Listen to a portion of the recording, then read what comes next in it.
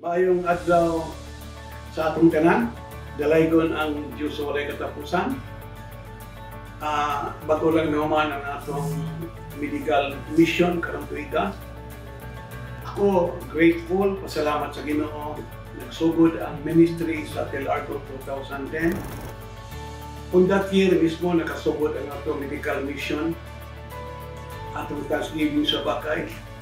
Up to now, nagpadayon, ang akong nahinumduman, kaduhalan wala ka naka-celebrate o Thanksgiving sa Bakay o wala ka naka-medical mission during the time of pandemic. But praise God, karong tuiga, salamat ko sa Ginoo. And I am looking forward na magpadayon jud kini sa grasya sa Ginoo. And every year, gina-stretch sa Ginoo ang pagtuo. But God is a good God. As long as mo padayon ang buluhaton diri, dili ko kabalo ang atong medical mission sa Nueva Gracia. Di ko kabalo mabalik na pud sa Bakay or sa lain na pud nga barangay. But looking forward na next year doon naghapon tayo medical mission. Pili lang gyapon sa Bakay atong celebration sa Thanksgiving. Para sa tanan, salamat ko sa akong mga kauban sa Davao, elders, ministry heads, leaders, even sa congregation, o sa inyong tanan diri sa Busan.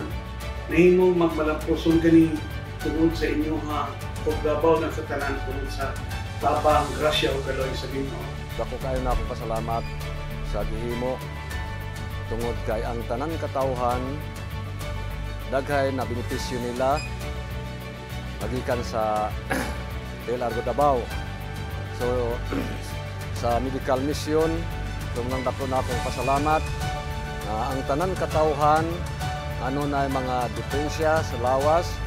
So dako nga nakatabang kanila adiin nagpa-check up og ang uban sa tuli ug sa ibot sa ngipon ug ingon man sa check up sa mata.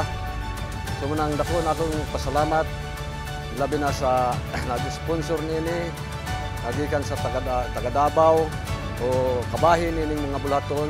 So salamat kayo kaninyo adiin ang Dios magapanalangin kaninyo. Salamat sa Ginoo nga hantod karon nagapadayon kita sa pagbuhat sa medical mission diri sa Agusan. Katungod nagapalo ta sa kaman sa Ginoo to go and preach the gospel and baptizing them the Father, the Son, and the Holy Spirit. So the other day dito sa Lorito nagbaptize kita around 70 ka mga member sa TL Argo. And praise God, we follow the command of God to go and preach the gospel and baptizing them and then the Father, and the Son, and the Holy Spirit. Ihatag tanan ang Ginoo himay sa Ginoo kay siya ang nag-anak sa tanan karong adlaw. Salamat sa tanan. Salamat kayo Ginoo. Lord, thank you for everything. Naghelpay mi kamo sa sunod na katuigan. Lord, thank you. Salamat ang kanamudaanan na in Jesus' name. Amen. Sa tabang sa grasya sa Ginoo, padayon hangtod karon, mao bitaw nga manipayon ko. Mga ubay-ubay ang magunyan.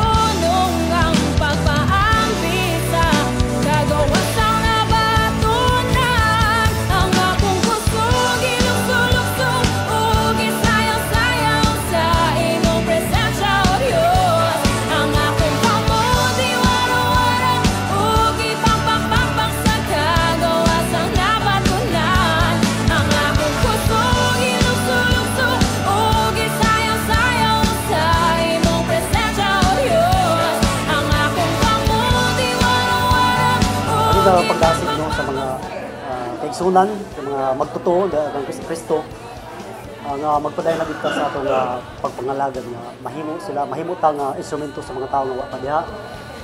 Dili lamang sila mahimo tang panalangin, dili lamang sa espirituhanon nga bahin kundi bisan sa mga butang, material, physical nun nga espiritu maka sila pod atong mahimo tang panalangin sa uban usang naa nato mapaamid po nato sa ilaha to kay mo nang katuyan sa Ginoo nga mo serbisyo ta walagad ka sa Ginoo. Medical Mission